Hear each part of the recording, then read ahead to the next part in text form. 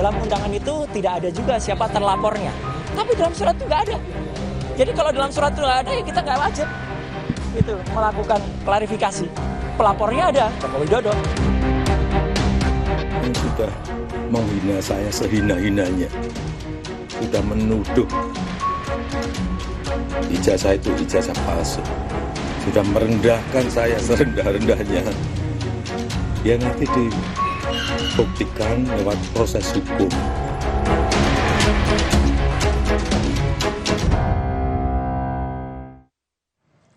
Saudara, mantan Menteri Pemuda dan Olahraga yang menjadi terlapor kasus tudingan ijazah Jokowi, Roy Suryo, memenuhi panggilan polisi dalam kasus ijazah Presiden RI ke-7 Joko Widodo.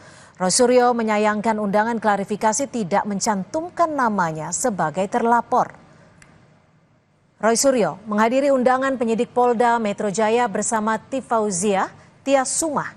Mereka dipanggil soal kasus ijazah Jokowi. Pakar telematika itu datang sekitar pukul 10 pagi.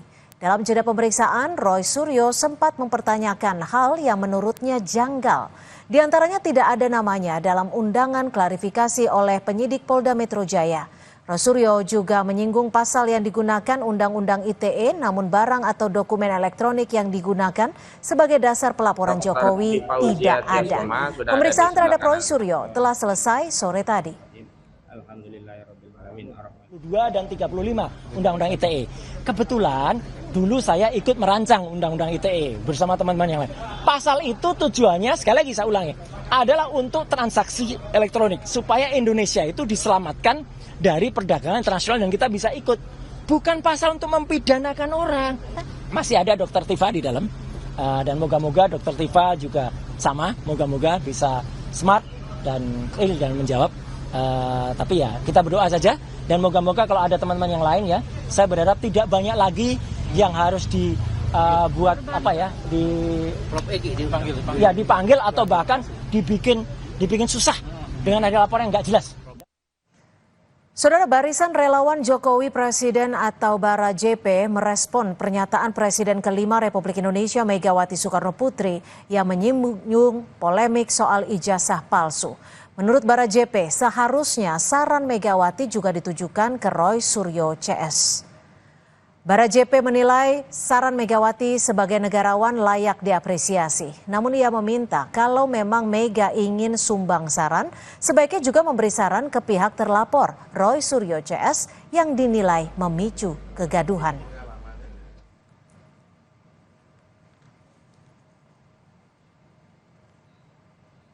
Saran Bu Mega itu udah bagus ya, tapi sebagai negarawan juga Bu Mega sebaiknya juga menyarankan kawan-kawan Roy Suryo dan yang lain itu supaya juga menghentikan apa yang mereka lakukan, hate speech, buat kegaduhan di publik, media sosial itu kan membuat hal-hal yang dianggap mereka betul, nyatanya sekarang Pak Jokowi sudah menyerahkan itu kepada Bareskrim. Kemarin dibawa adik ipar Pak Jokowi dan pengacara ke Bareskrim ijazah tersebut. Polda Metro Jaya memeriksa Roy Suryo sebagai terlapor dalam kasus dugaan pencemaran nama baik yang dilaporkan oleh Presiden ke-7 Indonesia Joko Widodo. Polisi memastikan kasus dugaan pencemaran nama baik Jokowi ini masih dalam proses penyelidikan. Polisi menyebut sudah memeriksa 24 saksi dalam tahap penyelidikan di kasus ini. Dalam kasus yang dilaporkannya adalah dalam penyelidikan. Kemudian pelapornya adalah saudara JW. Hari ini setidaknya ada 24 saksi yang telah diambil keterangan dalam tahap pendalaman di proses penyelidikan. Ada 2 saksi yang menjalankan proses klarifikasi, yaitu saksi saudara RS hadir, kemudian saksi saudara, yang kedua saksi TT ini hadir.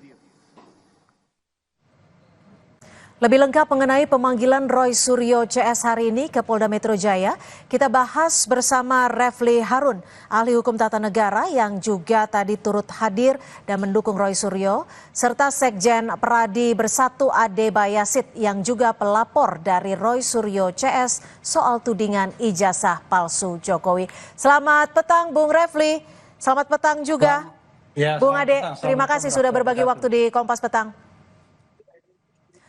Bung Refli, ini saya mau pastikan dulu, tadi pemanggilan Roy Suryo juga dengan Bung Tifa hari ini kapasitasnya sebagai apa nih? Ya itulah persoalannya ya kan, yang dilaporkan itu tidak jelas. Jadi kita sudah tahu ya, saya ya, karena saya banyak intens mendapatkan informasi dari mereka, itu pelapornya kita tahu Pak Jokowi, tapi terlapornya itu tidak ada. Maka kemudian Roy Suryo hari ini menyatakan berkeberatan untuk menjawab semua pertanyaan itu. Makanya pemeriksaan dia cepat. Kurang dari pukul, ya kira-kira pukul 4 dia sudah selesai. Bahkan kurang dari pukul 4 ya. Pukul 2. Pukul 2 sudah selesai. Pukul 3 sudah selesai. Tapi ya. ada berapa pertanyaan yang disiapkan oleh pihak dari Polda Metro Jaya? Ada 25 pertanyaan. Ini gini, saya tidak tahu persis, tapi ada yang memfeeding saya katanya 25 atau 26 pertanyaan. Sekitar segitu. Dari 26 pertanyaan itu yang bersedia dijawab Bung Roy ada berapa? Saya kira cuma terkait dengan data pribadinya saja ya. Itu pun tidak semuanya dia jawab ya, nama misalnya. Karena begini Mbak, sebenarnya kesalahan paling mendasar dalam surat panggilan undangan klarifikasi itu adalah menyebutkan tempus delicti dan locus delicti-nya. Jadi locus delicti-nya itu Jakarta Selatan, tempus delicti-nya 26 Maret 2025. Nah, di dalam kejadian itulah yang sesungguhnya ingin diklarifikasi. Ketika mau ditanyakan hal-hal di luar itu, yang sepanjang saya tahu Mas Roy menolak karena tidak sesuai dengan undangan klarifikasi. Sementara kejadian tanggal 25 Maret di Jakarta Selatan itu pun salah. Sebenarnya Jakarta Pusat ya tepatnya. Mas Roy nggak ada gitu. Jadi apa yang mau bisa dia jawab? Karena itulah dia kemudian tidak bersedia untuk menjawab pertanyaan. Hal-hal yang tidak dia ketahui persis begitu. Oke, Bung Ade, Selasa lalu kan Anda membawa kurang lebih ada 16 item bukti ya, kalau tidak salah, terkait dengan keaslian ijazah Jokowi. Dari 16 bukti ini apa saja item-item yang Anda bawa ini? Benar sekali Mbak. Dengan Mbak siapa? Cynthia, Bung Ade. Mbak Cynthia ya, Mbak Cynthia benar sekali. Kami advokat public defender itu menghadiri panggilan yang sebenarnya sih diatur kemarin ya, waktu sebelumnya Selasa yang lalu. Namun kami pada saat itu salah satu rekan kami masih berada di luar negeri, jadi begitu dia balik minggu setelah itu, minggu depannya kita datang untuk menyampaikan bukti-bukti dan pemeriksaan awal. Namun random pemeriksaannya kalau mau disebutkan 16 itu belum selesai sampai di 16 bukti ya Mbak Cynthia ya, karena begini, tidak hanya 16 sebenarnya yang akan berjalan bukti-bukti ini karena dia akan random terus. Karena saya memperhatikan itu totalnya kita 25 Mbak ya. Mbak Cynthia yang bisa saya sampaikan. Yang paling kuat apa dari 16 atau 25 bukti yang Anda klaim ini? Video, ada beberapa video, itu termasuk alat bukti yang firm menurut kami. Terus kemudian ada screenshot ya, yang memang di situ pernyataannya jelas itu diduga ya mengandung unsur pidananya di situ. Jadi alat bukti ini termasuk handphone juga Mbak ya, yang kita gunakan untuk ada beberapa item handphone yang mungkin juga akan kita berikan kepada penyidik. Namun itu tidak terhenti sampai di situ, karena begini, saya pengen sampaikan kepada masyarakat Indonesia di sini bahwa bangsa kita bahwa ini adalah pidana berkelanjutan. Kalau kita lihat, kenapa? Karena dengan adanya pelaporan yang ada di Polda Metro Jaya ini tidak menghentikan ya satu perbuatan atau berulang-ulang dilakukan. Oke, yang Anda ingin laporkan adalah penghasutan media elektronik. Ini yang mana? Kalau pasal awal yang kami cantumkan di situ adalah 160 Junto 28 ayat 2. Terus kemudian kita juga menambahkan dalam BAP karena kami lihat ini adalah pidana berkelanjutan yang diduga tindak pidana berkelanjutan, maka kami menambahkan di situ di Undang-Undang Nomor 27 tahun 2023 tentang Bung Ade, kita pakai bahasa yang mudah dimengerti oleh masyarakat. Teknis ataupun inti dari penghasutan yang Anda maksud nih bagian yang mana, Bung? bagiannya adalah bagaimana seorang Roy Suryo ya menyampaikan langsung ya bahwa ini palsu dari bahan yang dia miliki, bahwa di situ ada tertulis Joko Widodo, ijazah, kemudian dia langsung menyampaikan narasi, itu tidak lagi mengatakan diduga palsu, tapi dia sudah meyakini 100% palsu. Nah ini videonya ada sama kita. Oke. Nah, itu meyakini betul dan ini palsu. Nah, ini yang membuat keresahan. Ya mungkin masyarakat Indonesia tahu bahwa loh kok bisa-bisanya ini sebagai edukasi, kok bisa-bisanya sebagai peneliti harusnya dia meneliti itu harus ada izin loh sebenarnya ya kepada Pak Jokowi. Ya. Kalau memang itu jasanya Jokowi ya. Ya. Gitu. Bagaimana Bung Refli menanggapi ini, Bung Refli? Yang kita persoalkan ini beda sepertinya ya. Tadi saya ditanya tentang laporan ke Polda Metro Jaya. Nah ini laporan pihak Pradi Bersatu. Kita mau diskusi yang mana? Karena ini ada dua laporan yang berbeda tapi berkaitan dengan orang-orang yang sama sebenarnya. Iya, kan persoalannya adalah Pradi Bersatu diperiksa. Nah Roy Suryo kan belum dipanggil. Jadi saya kan tentu tidak bisa berkomentar terhadap sesuatu yang belum jelas kan. Yang diundang klarifikasi kan Pradi Bersatu. Nantilah kalau Roy Suryo dipanggil, kemudian dia menjawab apakah relevan atau tidak. Tetapi memang ya, ini kan untuk ilmu pengetahuan. Pasal 160 KUHP itu sudah di judicial review di Mahkamah Konstitusi. Tidak hanya delik formil tapi juga delik material. Jadi kalau kita bicara mengenai penghasutan, itu secara material ada tindakan akibat penghasutan tersebut, ya.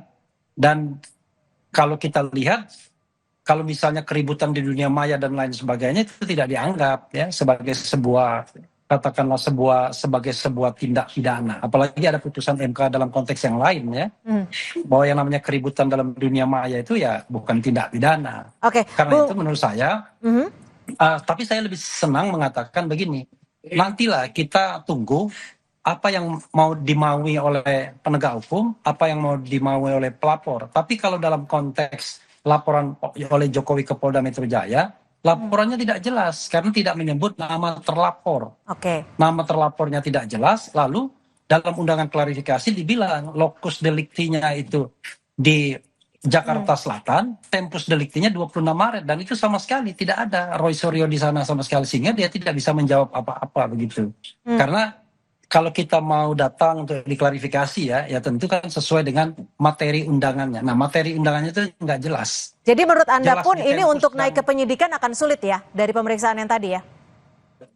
Iya, kalau misalnya secara subjektif Roy Suryo saja, karena kosong akhirnya. Tidak ada yang kemudian bisa disampaikan karena penyelidik dari awal sudah keliru begitu. Dia menunjuk satu kejadian yang sangat spesifik dan ternyata di dalam kejadian tersebut Roy Suryo itu tidak ada sama sekali, tidak hadir di sana. Gitu. Yang hadir orang lain begitu. Dan Dr. Tifa juga tidak hadir di situ. Gitu. Lalu bagaimana Anda membaca dan juga melihat dari netralitas pihak Polri sendiri terkait dengan kasus ini? Ya, begini, saya di channel saya ya itu mengadakan polling apakah Anda percaya polisi netral atau tidak. Dari 103.000, saya ulang lagi, dari 103.000 yang mengisi polling tersebut itu hanya 6 atau 7% saja, 7% kalau tidak salah, yang mengatakan percaya netral. Selebihnya 93% mengatakan tidak percaya. Jadi ini saya kira persoalan trust yang klasik sesungguhnya. Termasuk misalnya kalau kita bicara uji laboratorium forensik dan lain sebagainya. Karena sekali lagi yang kita cari ini bukan ngotot-ngototan, yang kita cari itu kebenaran dan bukan pembenaran, serta bukan semangat untuk saling memenjarakan. Menurut saya justru ya yang harus kita cari kebenarannya itu adalah apakah Pak Jokowi memiliki ijazah yang asli atau tidak. Dan itu harus verified. Verified itu melalui forum yang resmi. Misalnya putusan pengadilan yang berkekuatan hukum tetap. Karena kasus ini kan sudah berjalan di 3 fora. Ada perbuatan melawan hukum, ya, gugatan di Solo, kemudian ada pelaporan di Barreskrim, dan ada pelaporan pencemaran nama baik atau pengaduan di Polda Metro Jaya. Nah, ketiga itu kan intinya sama, mempertanyakan apakah ijazah Pak Jokowi asli atau tidak. Nah, itulah yang belum mendapatkan jawabannya kita, baik secara hukum, secara sosiologis, maupun secara politis. Ya. Mungkin ini yang bisa dijawab oleh Bung Ade. Bung Ade memiliki 25 bukti yang tadi sempat disebutkan. Apakah dari ke-25 bukti-bukti ini ada salah satu setidaknya yang menguatkan bahwa ijazah Jokowi ini asli? Jadi gini Mbak, ya kita kan pihak pelapor, ya pihak pelapor itu Mbak Cynthia adalah tugasnya itu menyuguhkan alat bukti kepada penyidik, ya, untuk menjadi bahan nanti kepada penyidik pasal mana yang tepat, yang ini kan masih tahap penyelidikan ya, pasal mana yang tepat yang akan disangkakan atau digunakan ya untuk di-matchkan dengan barang bukti yang ada. Nah, ada beberapa barang bukti memang sehingga kenapa kita menyampaikan bahwa ada pasal tambahan yang kita sempat sampaikan di dalam BA berita acara pemeriksaan itu adalah 65 pasal 1, 2, dan 3 di Undang-Undang 27 tahun 2022 tentang perlindungan data pribadi. Nah, kalaupun misalkan menurut Bang Refli tadi 28 ayat 2 ITE itu dicabut, tapi di situ di dalam penjelasan MK juga tidak lebih eksplisit bahwa dicabut totally 22 ayat pasal 28 ayat 2 itu tidak berlaku lagi, atau 27 ayat sekian itu tidak berlaku lagi. Tidak disebutkan secara eksplisit di situ. Oke, gini deh, Bung Ade, untuk bahasa sederhananya seperti ini. Anda kan juga sempat mengatakan bahwa apa yang dilakukan oleh Roy Suryo CS ini sudah di luar batas. Tapi di sisi lain, Bung Roy Suryo juga mengklaim bahwa memiliki bukti yang bisa dikatakan saintifik soal ijazah dan juga skripsi Pak Jokowi. Apa yang membuat Anda sebenarnya terganggu sehingga memberikan laporan?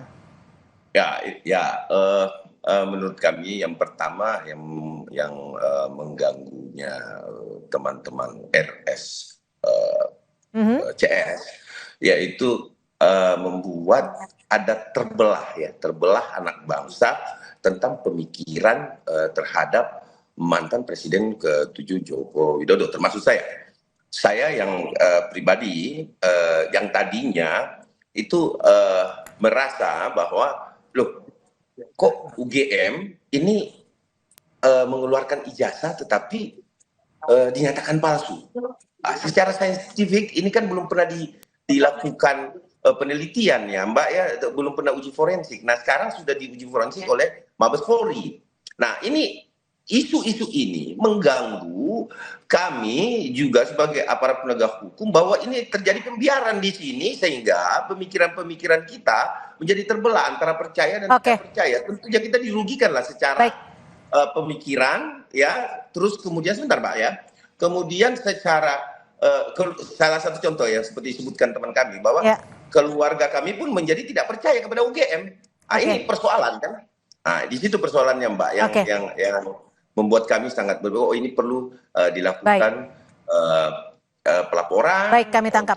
Lanjuti seperti itu, ya, Mbak. Kami tangkap Bung Ade Bayasid, Sekjen dari Peradi Bersatu, dan Bung Refli Harun, ahli hukum tata negara. Terima kasih. Selamat sore. Baik. Selamat sore. Saudara, informasi lainnya di Kompas Petang masih akan kami